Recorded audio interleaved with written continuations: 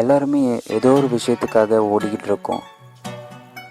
Family, duty, சம்பளம்னு சொல்லிட்டு ஒரு routine லைஃப்பில் சிக்கிட்டு இருக்கோம். இந்த மாதிரியான ஒரு லைஃப் ஸ்டைலில் இருக்கும்போது கண்டிப்பாக ஒரு பிரேக் வேணும்னு தோணும். எனக்கும் தோணுச்சு.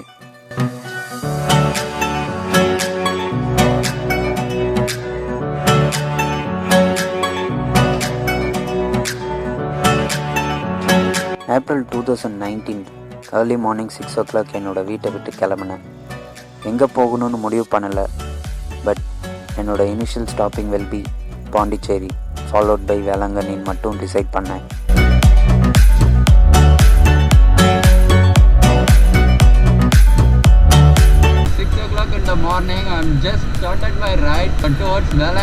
நான் போக தான் இந்த ரைடோட ரியல் அட்வென்ச்சர் ஸ்டார்ட் ஆச்சு. அதுதான் டீஹைட்ரேஷன். ஏன்னா நான் கிளம்புனது சம்மர் டைமில். இந்த ஹீட்டை என்னால் தாங்கவும் முடியல. 10 o'clock now. I'm almost in Pondicherry. It's around 20 kilometers more to reach Pondicherry now.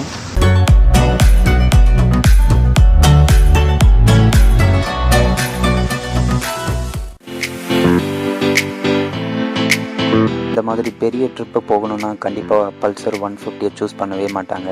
எனக்கு இது பிடிச்சிருக்கு, எனக்கு இது கம்ஃபர்டபுளாக இருந்துச்சு. கண்டிப்பாக இதில் தான் போகணுன்னு ஆசைப்பட்டுட்டேன். ஒரு வழியாக பாண்டிச்சேரியை வந்து சேர்ந்தேன்.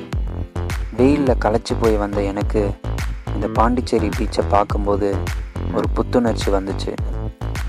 கொஞ்ச நேரம் அங்கே நல்லா சுற்றி பார்த்துட்டு முடிஞ்ச அளவுக்கு ரீஹைட்ரேட் பண்ணிவிட்டு என்னோடய ரைடை திரும்பவும் ஸ்டார்ட் பண்ணேன் வேளாங்கண்ணியை நோக்கி.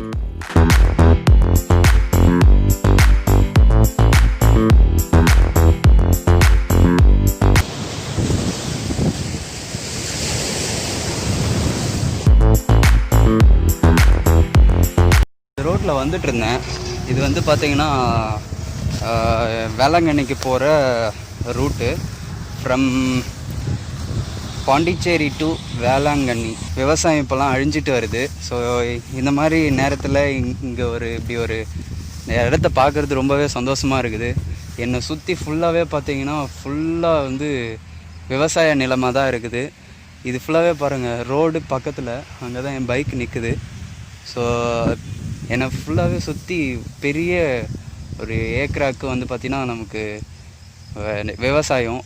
இந்த மாதிரி விவசாய நிலங்களை இப்போலாம் பார்க்க முடியுமான்னு தெரியல நம்ம ஃப்யூச்சரில். Very nice to see this kind of farmlands.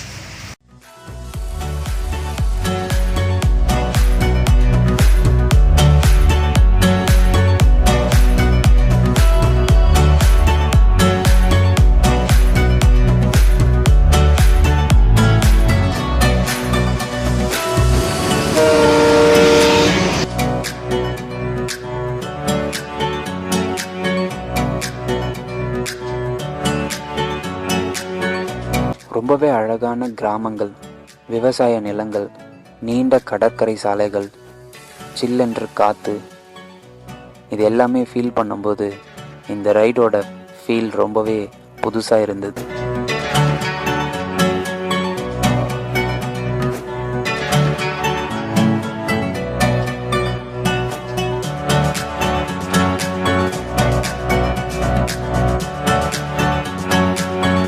சுனாமியால் பாதிக்கப்பட்டு அவங்களுக்காக ஒரு நினைவிடம் அமைக்கப்பட்ட இடம் தான் இது. இது பார்த்தீங்கன்னா 2004 வந்து டிசம்பர் 24 நினைக்கிறேன். ஸோ அந்த டேட்டில் தான் வந்து சுனாமி வந்து இந்த இடத்த தாக்குச்சு. ஸோ அதில் பார்த்தீங்கன்னா ஒரு 2-2.5 லட்சம் பேர் எப்படியும் இதனால் பாதிக்கப்பட்டிருப்பாங்கன்னு நினைக்கிறேன். ஸோ இது ஷியராக தெரியல, மேபி 2.5 லட்சத்துக்கும் மேலே வந்து மக்கள் வந்து இறந்துட்டதாக சொல்லப்பட்டுச்சு.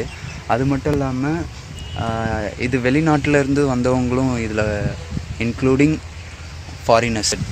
December 24 அன்றைக்கி மட்டும் வந்து ஓப்பன் பண்ணி அஞ்சலி எதாவது பண்ணிட்டு போவாங்களா மேபி தெரியல. பட் ஆனால் இன்றைக்கி நான் வந்த நேரம் வந்து பூட்டிகிட்ருக்கு. ஒரு வழியாக ஈவினிங் 6 o'clock வேளாங்கண்ணி ரீச் ஆனேன். இந்த முதல் நாள் ரொம்ப அழகாகவே ஒரு புதிய அனுபவத்தோட முடிவுக்கு வந்துச்சு.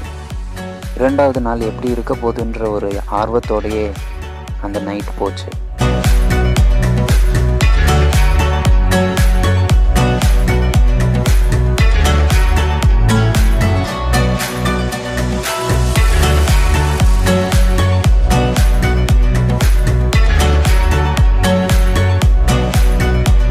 Velankanni night stay.